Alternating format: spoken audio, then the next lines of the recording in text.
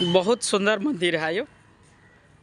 यह मंदिर के तो एगो भाईजी छले जे दरभंगा में रहे छले हमरा और के साथ, तो वो कहल कि हमरा खाजेडी आबि के देखियो ना दुर्गा मंदिर कते बेहतरीन बनेने छै।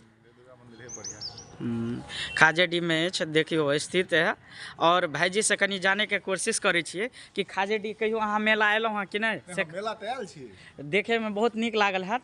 मेला एकदम जबरदस्त जे लागे छै। अच्छा, फील्डो है बगले में, गजब के फील्ड छै, मेला जबरदस्त लगे छै, बहुत जम्बो करे, भीड़ बहुत काफी होय छै। ई मंदिर जे है ना 1976 में बनल छै, दुर्गा मंदिर खाजेडी छै। हाँ, स्वर्गीय अमृत कामत के जे बेटा छलखिन हैं हुनका द्वारा शायद निर्माण कयल गेल छै।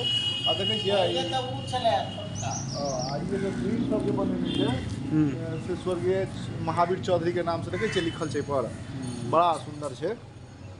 कनी हम लागल ल लै छी। देखियो मंदिर के देखला के बाद जे है से मतलब कलर एते बढ़िया करल गेल छै।